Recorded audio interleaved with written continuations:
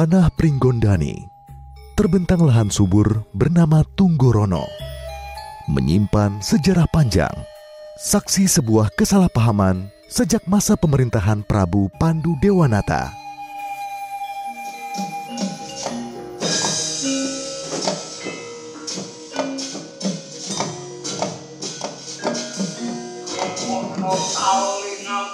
Boma Narakasura, Raja Sakti yang meyakini Tunggorono adalah haknya.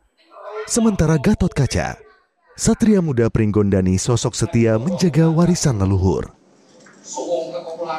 Mereka terjebak dalam pusaran perebutan wilayah dengan satu aturan: duel tanpa bantuan.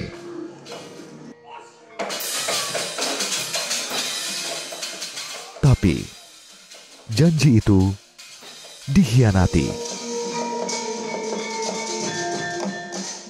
Prabu Karangtaknyana turun tangan, Bimasena terpaksa membela. Pertarungan berubah menjadi perang besar. Riuh, penuh amarah. Masing-masing membela pihaknya. Hingga kebenaran terungkap, bumi Tunggorono kembali ke tangan Gatot Kaca sebagai warisan sah Pringgondani. Inilah kisah rebut kikis Tunggorono. Peperangan yang bukan hanya soal tanah, tapi tentang kehormatan, kesetiaan, dan harga diri.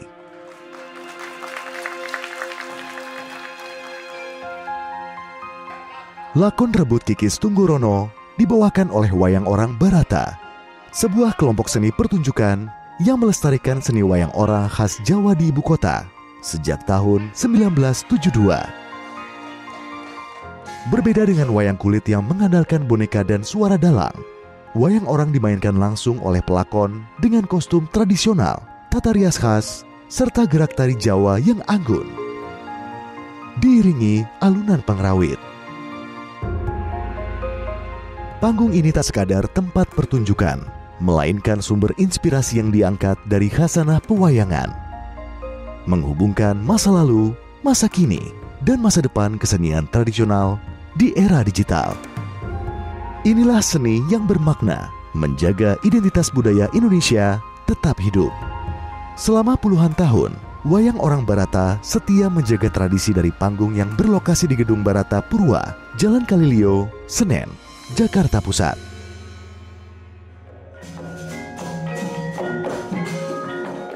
Layaknya lakon rebut kikis Tunggorono yang syarat konflik dan perjuangan, kelompok Wayang Orang Barata pun berjuang di kehidupan nyata. Di balik tirai, mereka juga menghadapi tantangan dan pergulatan melawan waktu dan perubahan zaman. Regenerasi dan kolaborasi menjadi kunci. Wajah-wajah muda mulai mengisi panggung, membawa energi baru namun tetap setia pada pakem warisan leluhur.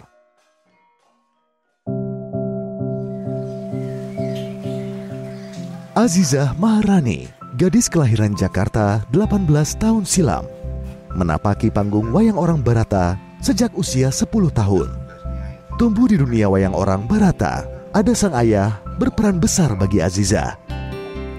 Awalnya sih ikut papa, karena kan papa bagian tiketing, jadi emang sering mau sendiri ikut buat nonton, karena kalau di rumah kan sepi ya pasti, karena kan pada pentas, jadi ikut nonton terus dari kecil. Terus lama-kelamaan tuh tertarik, kayak ada rasa keinginan juga buat bisa nari di panggung ini gitu. Karena memang aku suka nari, terus juga aku masih suka ekspor gitu buat tari-tarian, entah itu tari tradisi maupun tari modern. Menjadi seniman wayang orang Barata, Azizah yang masih duduk di bangku SMK bersyukur mendapat dukungan penuh dari guru dan teman sekolahnya. Alhamdulillah sih nggak ada ya, mereka malah kayak dukung banget, kayak support aku juga gitu. Kalau apalagi kalau sekarang kan gitu, jadi teman-teman kayak kapan ada pentas lagi, mau nonton dong gitu. Jadi mereka juga tunggu-tunggu itu gitu. Di pementasan Rebut Kikis Tunggorono, Azizah berperan sebagai putri taman, sosok perempuan lembut yang setia menjaga keindahan dan kedamaian istana.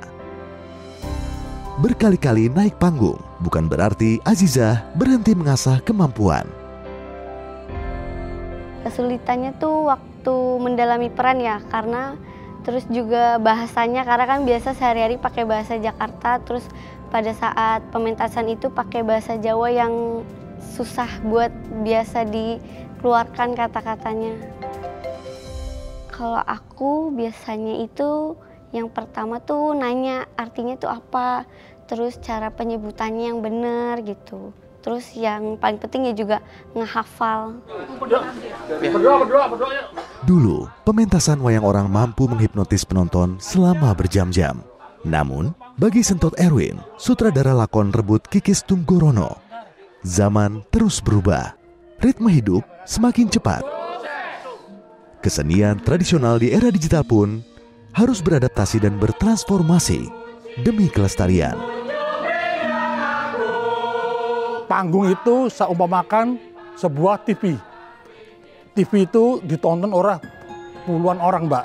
Jadi kalau orang melihat, wah itu Arjunanya tua ya, mereka akan bosan. Maka akan saya pilih yang muda-muda, yang cakep-cakep, yang cantik-cantik itu, Mbak. Dan setiap pagelaran supaya menarik penonton, 75% itu dialog, 25% itu tari.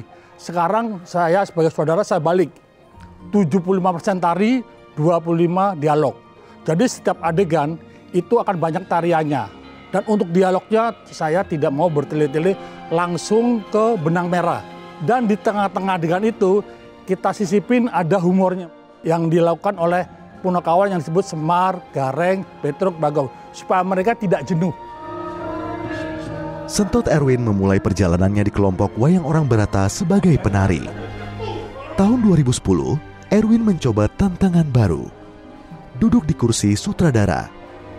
Bagi Erwin, menjadi sutradara bukan semata mengatur gerak dan dialog pemain, tapi juga menghadirkan pementasan dinamis namun tetap otentik, agar wayang orang tetap bisa dinikmati di panggung masa kini. Yang terpenting adalah setelah saya jadi sutradara itu tidak ada permainan adegan tutup layar, itu nggak ada. Kita ganti dengan gunungan supaya itu menarik. Menyutradarai puluhan lakon, tak jarang Erwin temui kesulitan. Salah satunya, kostum yang harus berganti sesuai lakon yang dipentaskan. Untuk aksesorisnya kadang-kadang kita beli sendiri. Kalau kostum memang sudah disediakan, tapi untuk aksesoris kadang-kadang kalau kita mau bagus ya kita bikin sendiri, kita beli, Mbak, supaya dalam pagelaran itu terlihat bagus itu, Mbak. Yang selama sudah berapa tahun ya sekitar bertahun-tahun, Mbak, ya, kita dibantu untuk pagelaran, dibantu untuk sebagian kostum. Itu sangat membantu sekali, Mbak, dari Bakti Budaya Jarum Foundation. Bakti Budaya Jarum Foundation juga kerap duduk bersama wayang orang Barata untuk menelurkan ide-ide dan melakukan berbagai kolaborasi yang menarik. Next-nya ke depan, di bulan September, wayang orang Barata akan bekerja sama dengan Galeri Indonesia Kaya mengadakan pelatihan publik dan pertunjukan wayang orang yang didukung oleh anggota-anggota wayang orang Barata. Di tengah pergeseran zaman, Kesenian wayang orang bukan hanya seni pertunjukan, tapi napas tradisi dan denyut semangat lintas generasi. Panggung bukan sekadar tempat berkisah, tapi tempat menjaga martabat mereka yang hidup dari dan untuk seni. Kami segenap wayang orang Barata, anggota wayang Barata ini melestarikan bentuk bakti pada negeri supaya wayang orang ini tidak tergerus oleh zaman. Tapi saya yakin betul dan memotivasi kepada adik-adik generasi saya, kerjaan apapun kalau dikerjakan dari hati, pasti ada hasilnya, ada sesuatu yang dihasilkan.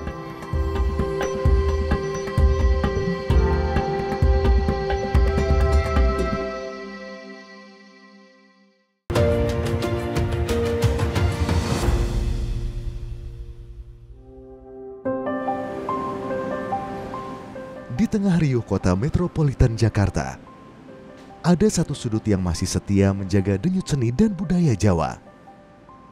Padepokan Wayang Orang Barata, tempat kisah-kisah epos tak hanya dipentaskan, tetapi dijalani sebagai bagian hidup. Dahulu, di atas tanah sumbangan pengusaha kaya dermawan yang mencintai seni, berdiri 68 rumah sederhana berukuran 21 meter persegi, memiliki 2 kamar yang cukup menampung para penari, penabuh, dan kru panggung wayang orang Barata. Semua demi menjaga identitas budaya Indonesia tetap tegak.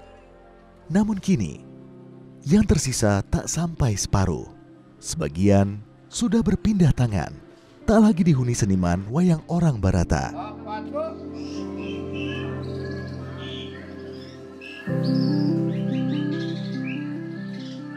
Teguh Kentus Ampiranto bersama istri dan 4 anaknya masih tinggal di rumah yang telah berdiri selama puluhan tahun. Mertua dan kakek mertua adalah para pemain senior generasi pertama wayang orang Barata. Kini pria yang akrab disapa Kentus ini meneruskan warisan panjang keluarga menjadi ketua wayang orang Barata. Sang istri adalah salah seorang penari primadona wayang orang Barata. Kentus yang telah mengabdi di panggung wayang orang Barata sejak tahun 1991 juga sempat dikenal luas lewat layar kaca ketoprak humor pada akhir 90-an hingga awal 2000-an. Pada tahun 2018, prestasi Kentus tercatat di Museum Rekor Indonesia sebagai penggagas monolog wayang orang pertama di dunia. Tahun 2020, Kentus kembali mencetak prestasi, menjadi nominasi 100 pekerja seni pilihan Bakti Budaya Jarum Foundation. Di balik sederet prestasi, ada pengorbanan besar menjaga denyut nadi wayang orang Barata. Sadar penghasilan pentas tak seberapa, mereka tak mau menggantungkan hidup dari wayang orang Barata. Beragam pekerjaan pun dilakoni, mulai dari jasa rias, membuka warung nasi, hingga ojek online. Baginya, karya seni semata-mata bukan bicara uang, tapi berkarya setulus hati demi menyalakan api tradisi tetap lestari. Memimpin sebuah padepokan di tengah zaman yang serba cepat bukanlah perkara mudah. Kentus harus berjuang menjaga api semangat di tengah tantangan yang datang silih berganti. Penonton yang kian berkurang, biaya operasional yang terus naik, dan regenerasi pemain yang tak selalu berjalan mulus. Apalagi kita sangat berat sekali untuk melestarikan dan mengangkat wayang orang Barata, terus meregenerasi anak-anak.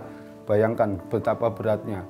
80% pemainnya sekarang kelahiran Jakarta, yang bergaulnya di sana-sana. Tapi pas main wayang harus bisa bahasa Jawa, harus bisa berkarakter, harus bisa memakai kostum sendiri gitu. Itu bangganya saya. Jadi generasi kami itu nggak malu, nggak ragu, dan tetap mau untuk melestarikan wayang orang Barata.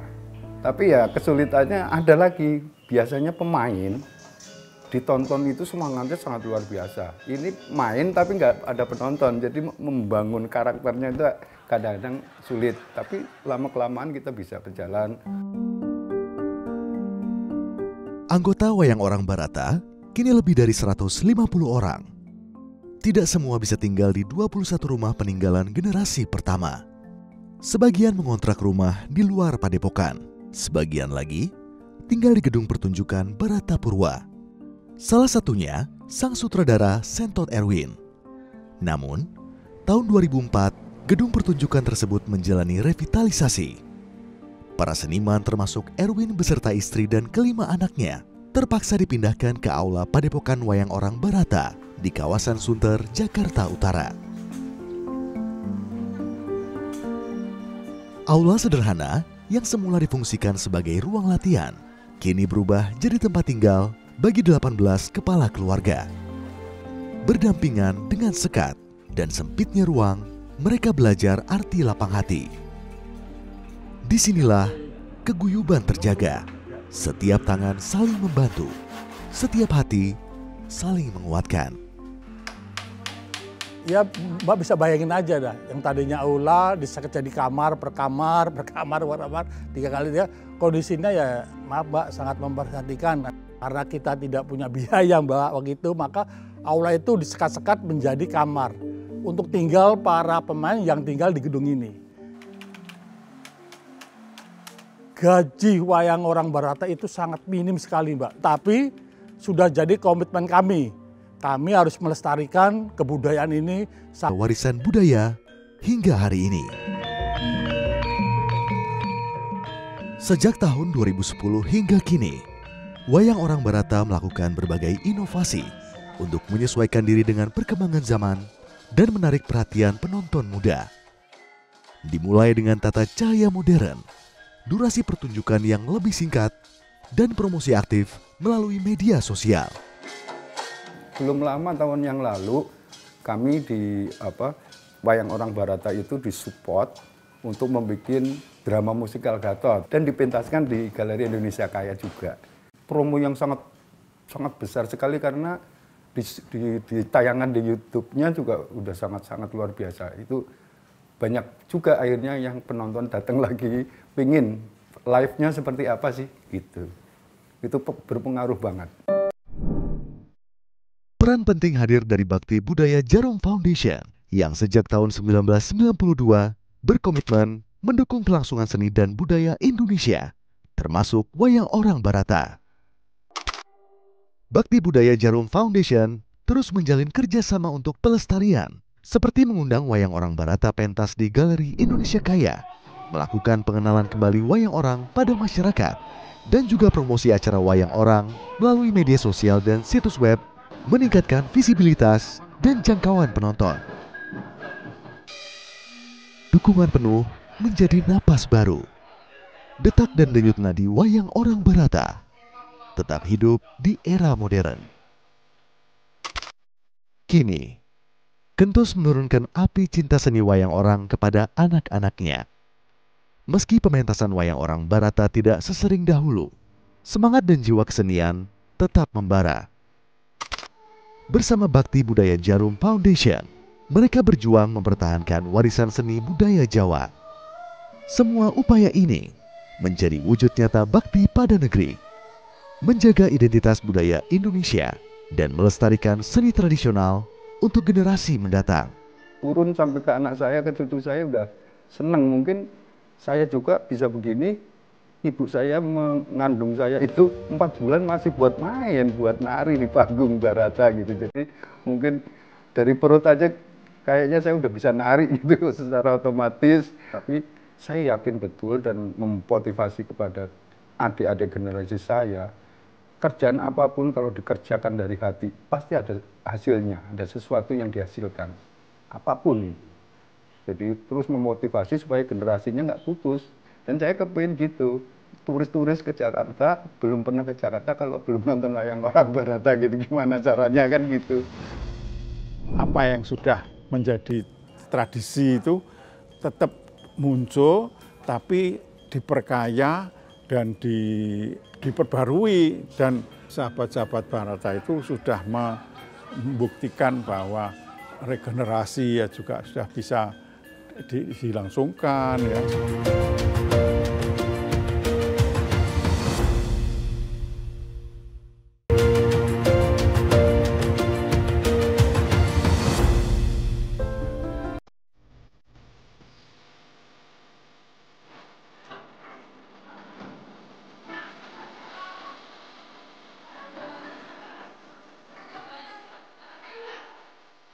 tak banyak yang tahu. Di balik pertunjukan wayang orang Barata berdurasi 2 jam, ada persiapan yang dilakukan berhari-hari. Mulai dari kostum yang dirawat dengan tangan, riasan wajah yang diwariskan dari generasi ke generasi, hingga gerak tubuh yang tak hanya dilatih, tapi dihidupkan dengan jiwa. Di sini, tradisi bersemayam menjadi tempat keajaiban seni bertumbuh, membawa kisah-kisah lama hidup kembali dan menyentuh jiwa penonton masa kini. Bagi mereka, panggung lebih dari sekadar tempat tampil. Ini adalah rumah mereka, tempat jiwa menemukan makna.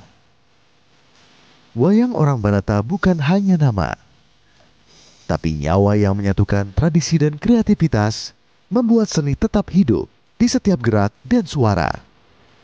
Di tengah gempuran era digital, di mana hiburan cuma sekejap geser layar, wayang orang Barata tetap berdiri kokoh, meski suasana tak serius dulu.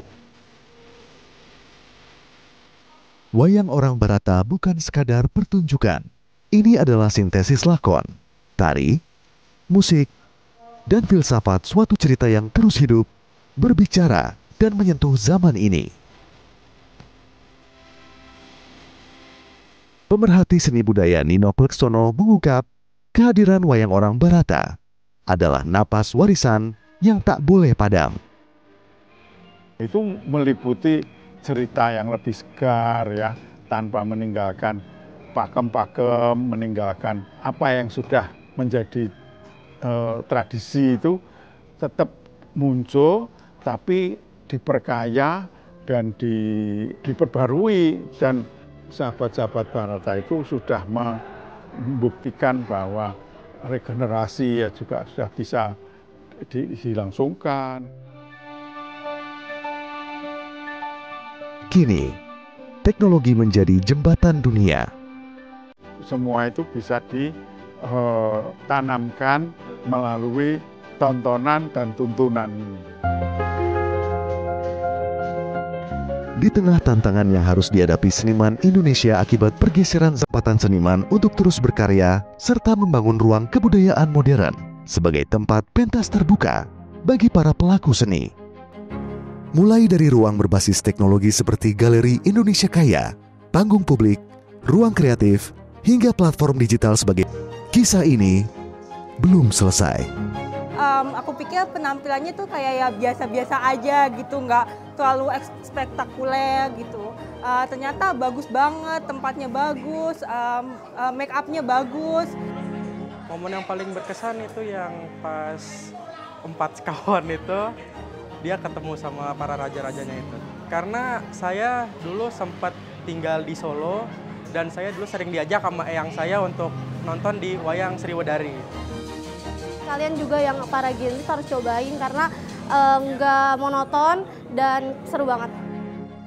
Nggak cuma cerita aja, cuman memang banyak hiburan di dalamnya, jadi itu harus dilestarikan gitu. Jadi memang selain perannya itu dapat, terus panggungnya juga bagus, pemerannya juga sangat menjiwai, jadi itu dapat ceritanya, jadi ya